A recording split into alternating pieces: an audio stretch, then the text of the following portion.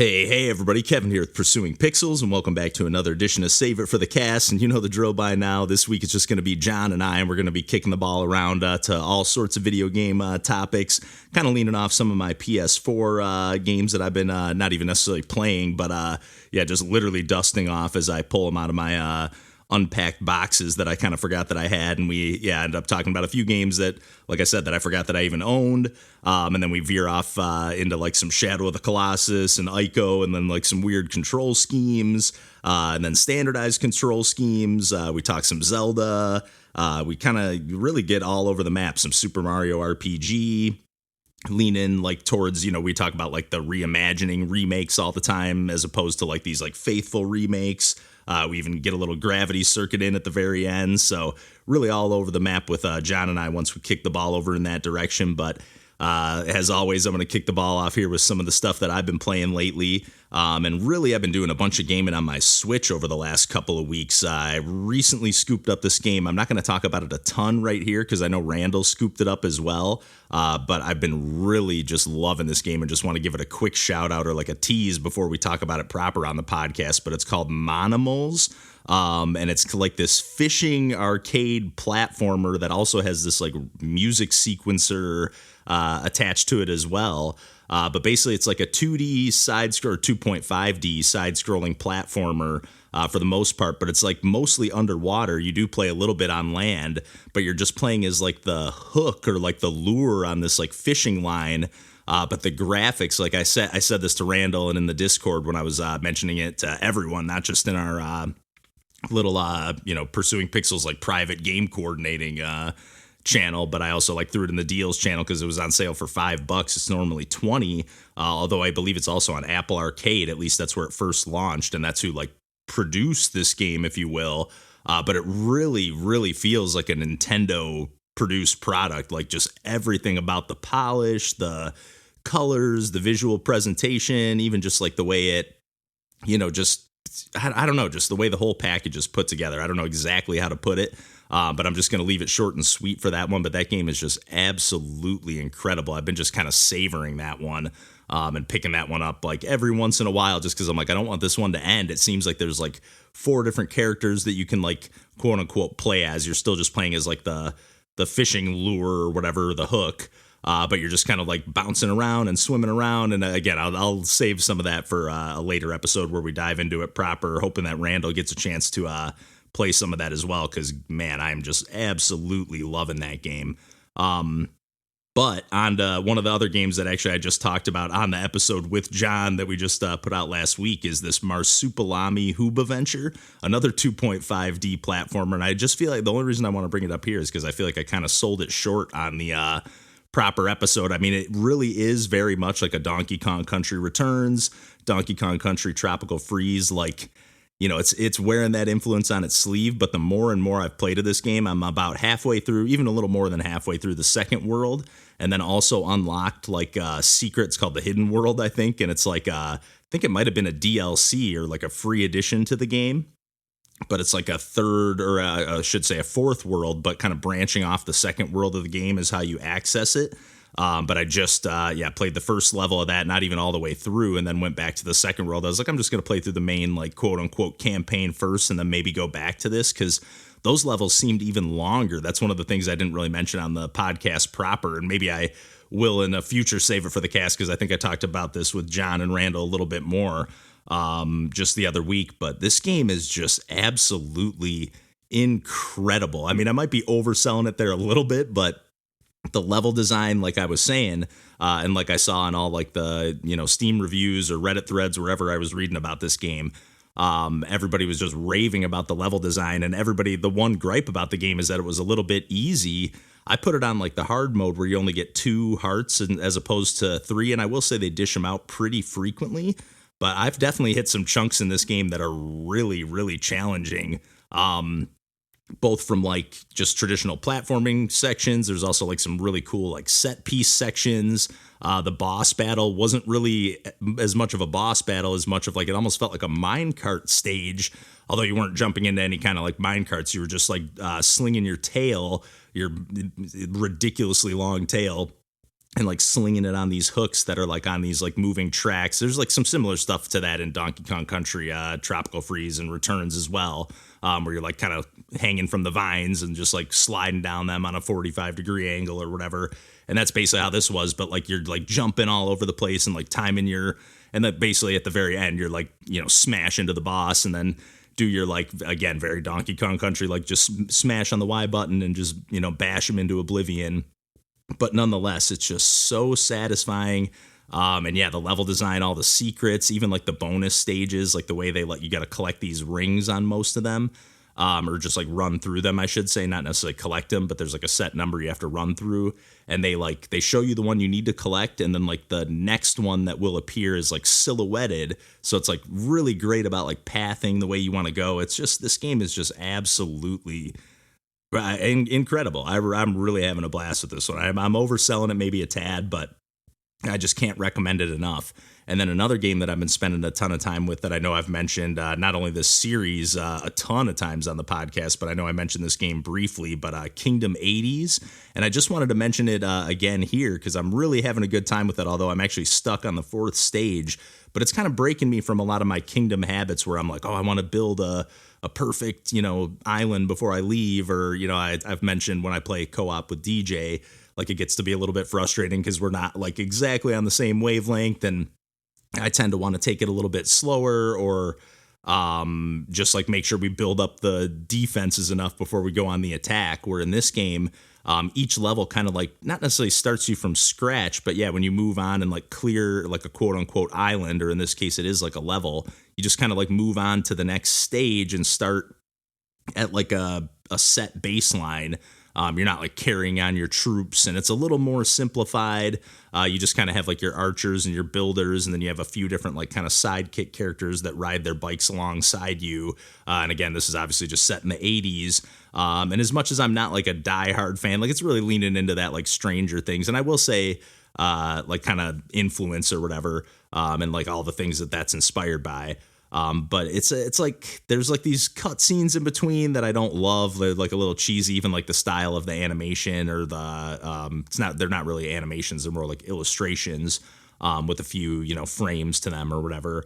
But I don't really love that piece to the game. But basically you're trying to rescue, like your parents are like barricaded at the mall while all these, the creeps, I think they're not the creeps, the greed are taking over.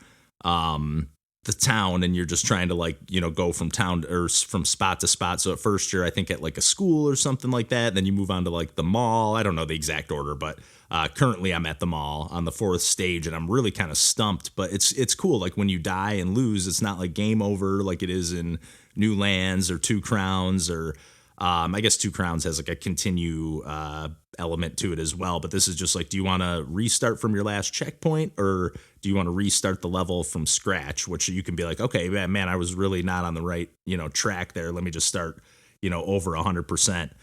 So I've just been really enjoying playing that one as well, like picking that up, playing a few runs before bed, or not a few runs, but a few attempts at this point on this 4th stage. Otherwise, I was pretty much just kind of clearing my way through. I'm playing on the normal difficulty. It recommended playing on hard if you're like a quote unquote veteran of the series, which I did at first, and I was just immediately getting my ass kicked on the first stage. So I was like, you know what? As much as I've played this game, maybe I'm not as good at it as I think I am, or not that I necessarily think I'm that good at it, but maybe my patience and like trying to build up my defenses doesn't necessarily pay off. But I've been playing a whole bunch of other stuff. But the other game I wanted to mention as well that I just finally picked up a physical copy of, and I think I did mention that I picked that up, but I finally played like the first 10 stages of Captain Toad Treasure Tracker. And man, I gotta say, we were just talking about that in the Discord. And that's one of my favorite Nintendo games of the last like decade or so. It's just so good. It's a little bit annoying to play handheld on the Switch because you got to use like touchscreen controls a whole bunch. And even like some of the conceits they had to make to like work around not having the second screen at your disposal to just look down, like when a big like, spinning red wheel just pops up and covers like 80% of the screen. Like visually, they just made some like, some workarounds that they just like kind of had to do.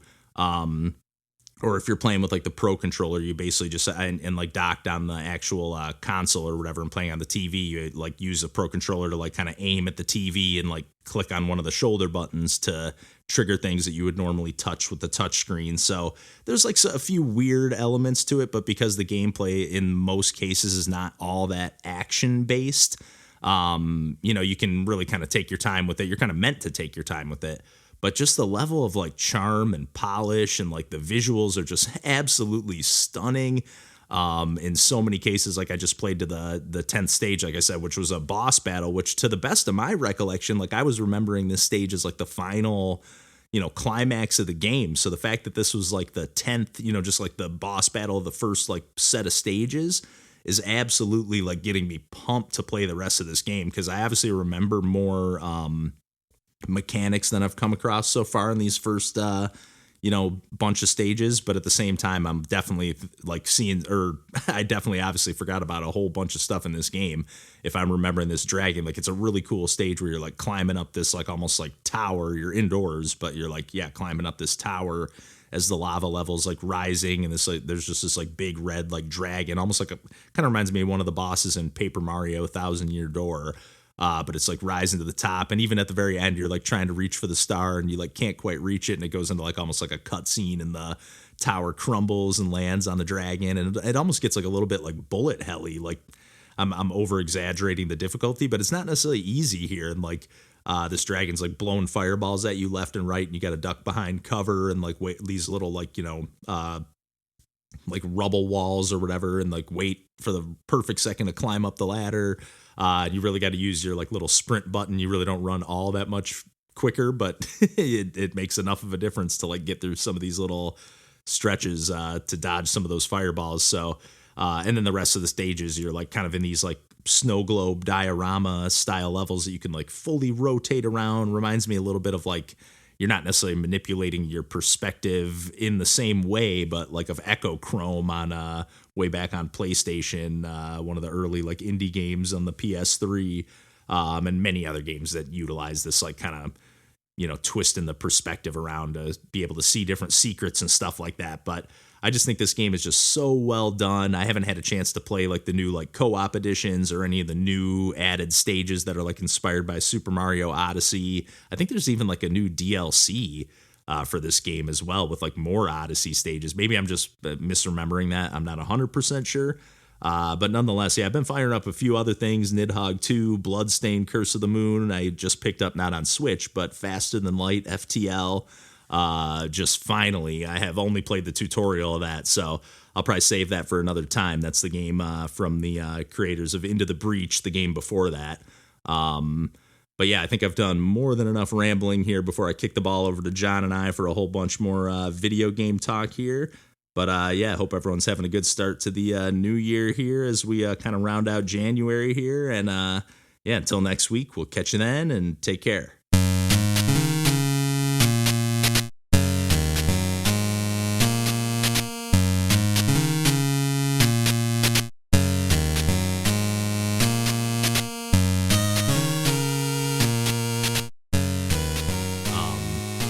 Did dig out. I was looking around. I was like, man, I can't find any of my PS4 games because I thought I have like the Uncharted, like that big box from DJ. And but I like picked it up and I was like, this feels so light. And I was like, oh, it's just like the outer like cardboard box. And I was like, where did I put all my PS4 games? But I found them in like one of my like big like Rubbermaid bins. I guess I thought I had all my like games and like my credenza like TV stand thing, but I guess I just couldn't fit every last thing. I do have it like jam packed. So I was like, oh, I guess I just didn't put my PS4 games in there, and I found a little stack, and I was like, oh, there's actually beyond Uncharted. Like, I didn't even know that I had Horizon Zero Dawn, like the full like version with like the DLC and everything. I was like, when the fuck did I buy this? I think I remember you getting that and being like, because you've said this for years and years now. It's like, I just want to get sucked into a 3D game and you've never done it. I know. And I've for sure never even looked at the title screen on that game. Like usually I'll be one to like boot it up. Hey, let me admire the title screen and pretend like I'm going to play it. Yeah. But that was in there. I forgot that DJ bought me The Last Guardian. Do you remember that game? Yeah, I totally forgot. I played a little bit of it, and I was hitting like some annoying like AI, snags with the animal. It's like, just pick up that fucking barrel that I just set right there for you to pick up. Like, what the fuck are you doing? Are you suggesting that a game made by Team Ico might be janky and difficult to control? Because how dare you? The team that had the strong suit, unimpeachable control scheme of Shadow of the Colossus. I still cannot believe, like, remember when they made those remakes of Shadow of the Colossus? Like, they did the PS3, it was like Ico and Shadow of the Colossus, and it was just like a remaster, but it was like they put them together. But then they did like that PS4 like remake of Shadow of the Colossus, and I was like, finally, they'll make the game playable. And they're like, we kept the controls exactly how you remember them. And I was like, why? They pulled a Nintendo with Skyward Sword HD. Oh my God. That's even worse. They made it worse. Why? Why they made the default control scheme, or at least why they didn't let you. So I'm assuming, I haven't even picked up the sword yet. Like, I just played a few minutes of it. But I'm assuming, because I was playing with the button controls, I'm assuming that you maybe have to use the right stick to control the sword. Yeah. Like, because you know how you had to do like really specific swipes in that game? Mm-hmm. Yes, but I remember because they had to this was even for Twilight Princess. They had to make Link right-handed. Yeah. Which was I forgot about that, yeah. Yup. Woof. But go on. But shoot, I kind of lost my train of thought there. The control scheme Zelda. With the right hand. Oh yeah, so the default control scheme, again, right now I don't even have a weapon yet, so I'm just running around. It's like, why can't I move the camera? Oh, you got to hold down the left bumper and then keep that held down to move the camera, and then but like, why wouldn't they just make it like a toggle to like, or hold it down to use the sword? Honestly, I feel like that would make, I don't know, maybe that gets like in practice. I haven't done any combat yet, so maybe in practice that would get too annoying. But that's also how like the Z targeting was since like Ocarina of Time. Like, they hadn't done the twin stick cameras. That's true. Breath of the Wild. I did read, because I was looking up, I was like, are people as pissed about this as I am? And I was like, look, I found either a Reddit thread or whatever it was, and somebody said, they're like, I've actually been playing it just like kind of like an old school Zelda and just using like ZR to reposition the camera behind me. And and then just using it like occasionally when I need to like fine tune the camera. And I was like, I tried it for a second. I was like, I can maybe see that. But then I did play it for a minute too with the Joy-Cons.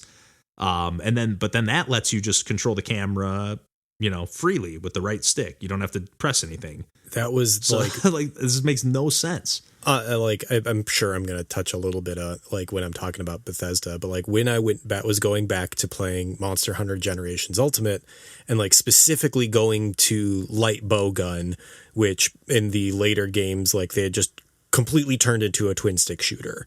But like back at this point, it still was kind of like you would hold one of the shoulder buttons to like target.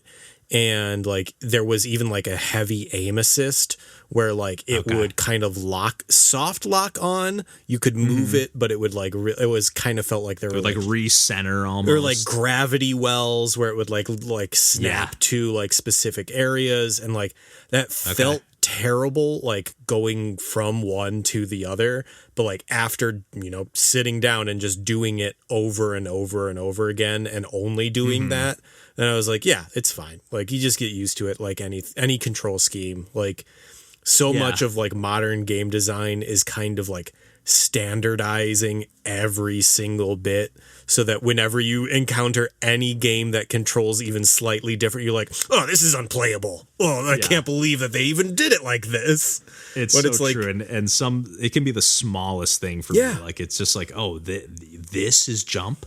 You fucking kidding me? This is no, I can't reverse those buttons in my brain or in my muscle memory or whatever. Yeah. It's like the bottom button on the controller is jump, no matter what you say. It's just period. Oh, but that's me, and like we'll probably get into it on when we eventually talk about Team Ladybug, but like every time I play a new Metroidvania where it's like, which button is attack, which button is jump, and like I just have to like get through the first like area until that like overwrites whatever the previous one is, because every other Metroidvania does it the opposite.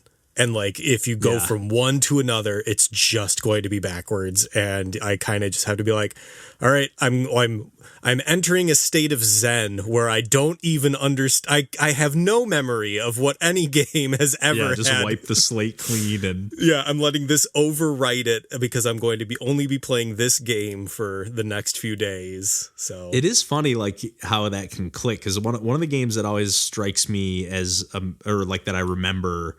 I don't remember if it was the first time I played it or when I went back to go play it again or whatever, but Wind Waker, I always remember the camera in that game feels opposite to the way I would like it to be. Like when you're rotating it left to right and you can't change it. Yeah. At least in the original GameCube. Maybe you can in the Wii U version. But you can't change like the way it rotates. And I remember like the first time I played, I was like, no, I can't do this. And then by the time I'm done with the game, like then I go play a different game and I'm like, what the fuck is this camera? Like this isn't the Wind Waker camera. It's just so funny how your brain, just anything like that, even like the weather is another thing I always think about. Like if it's 40 degrees out and we're coming out of winter, you're like, oh, what a beautiful day. Let me take off my jacket. Mm-hmm. And then if it's like 40 degrees coming out of summer, like a fluke day in the fall, you're like, what the fuck? Let me get my winter coat out. It's like immediately, it's so weird. Yeah.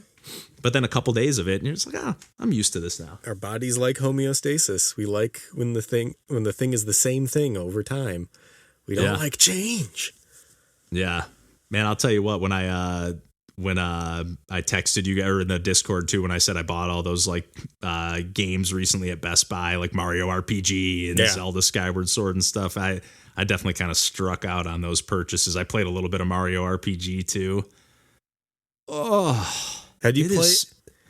It is a piece of shit. This remake is a piece of shit. I played it for like 5 minutes, and Randall was super cold on it too. I know, and I kind of thought, I was like, well, maybe he like had higher hopes for it because he seems like he maybe had like a little more of affinity for RPGs. I think we're both in the same boat that we really never played it much. Oh, okay, but that's the thing is like I have played it much, and like hearing that they didn't change it or were faithful to it, I'm like, again, why? Like it was always like kind of a janky and like difficult game to get through. It wasn't like clean. Like I'm sure that why not round off some of those edges? Like sand some things out. You don't have to like remake everything. But but like that one in particular wasn't good. Like in a direct contrast to like Mario and Luigi Brothership, where like that one like was so clean and so polished, and like there's a good middle point. Like you don't need to like do it so like faithfully recreate the jankiest RPG like action RPG made, and you don't need to like remove all of the charm from it either. Like exactly, that's a perfect way to put it, because it's like that's exactly what they did. Because the thing that I couldn't believe, and again, I've literally, I don't even think I played the like full intro, but I do that. I played a little bit of that Bowser battle where you do on like the chandeliers right at the beginning, and like you're doing your attacks, and like there's literally zero feedback for like the timing inputs, zero, and there was none in the Super Nintendo game really, other than like you would see like the little like, you know, the number would have like maybe a little star around it or something, and be a higher number than normal, but like, at least in the Mario and Luigi or the Paper Mario, you get that kind of like, whether it's haptic rumble or whatever it is, like you can feel like, hey, I nailed that timing. Like this, I had zero. I'm like, am I doing it right? Am I doing it wrong? It never told me that I could even do it. I just knew that I could do it. I will say, as a counterpoint to my own argument, is that there is 100% people who like adored the original game and were like, the only thing they need to change is the graphics. Only update the graphics. Don't touch anything else. Leave it exactly as it was. And I'm sure those people are happy.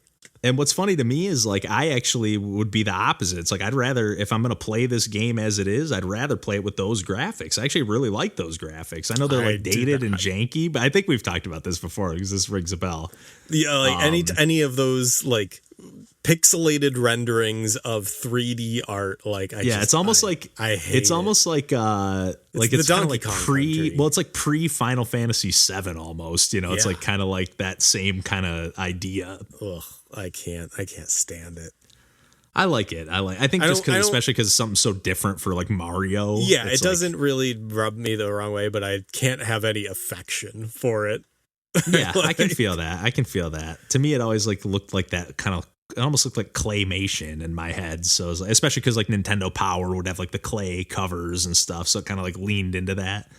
All I can imagine, all I can see in my brain when I'm like imagining them is like all the like black outline artifacts that are so jagged and like don't overlap nicely on other textures. Yeah, and like, that I can agree with for sure. For sure, it's definitely a little bit jank. Yes. And very blurry, like a very blurry game. I'm